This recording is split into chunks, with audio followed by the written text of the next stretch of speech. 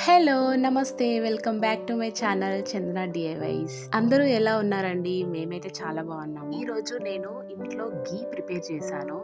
Daily కొంచెం మీగడ తీసి పెట్టేసి దాంతో గీ ప్రిపేర్ చేశాను అనమాట. రెండు సింపుల్ స్టెప్స్తో మనం ప్రిపేర్ చేసుకోవచ్చండి ఇంట్లోనే నెయ్యి. సో ఎలా చేయాలి ఏంటి ప్రాసెస్ అనేది ప్రాసెస్లోకి వెళ్ళిపోదాము.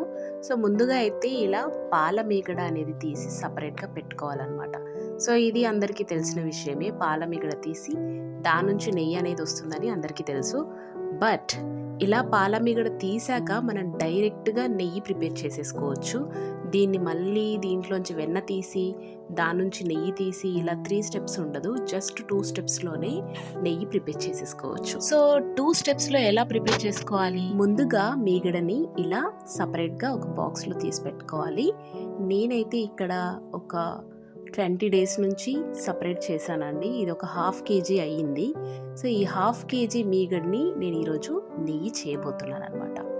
ఇలా పక్కకు తీసి పెట్టుకున్న మీగడని మనము స్టవ్ మీద ఒక కడాయి పెట్టేసుకొని కడాయి వేడయ్యాక ఆ కడాయిలో వేసేసేయడమే. ఇలా వేసేసాక ప్రాసెస్ ఏముంటుందంటే ఒక 1/2 అవర్ టైం తీసుకుంటుంది. ఆ 1/2 అవర్ మనం ఇలా కలుపుతూ కుక్ చేస్తూ ఉండాలి.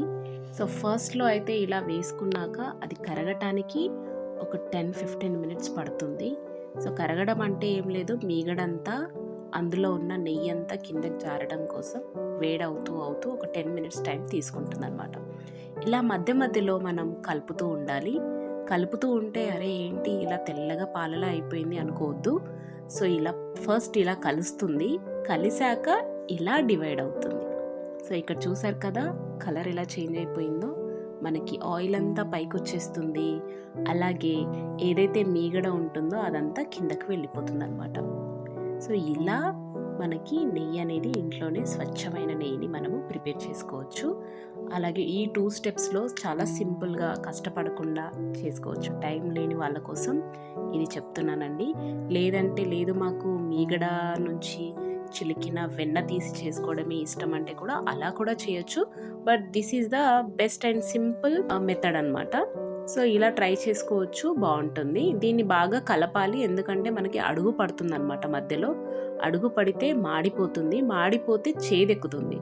అందుకని ఎక్కువగా మాడకుండా ఈ స్టేజ్లో బ్రౌన్ కలర్ వచ్చాక మనం స్టవ్ ఆఫ్ చేసేసుకోవాలి. స్టవ్ ఆఫ్ చేసేసాక బాగా చల్లారనివ్వాలి. చల్లారాక దీన్ని ఒక గ్లాస్ జార్లోకి ట్రాన్స్ఫర్ చేసుకోవాలండి.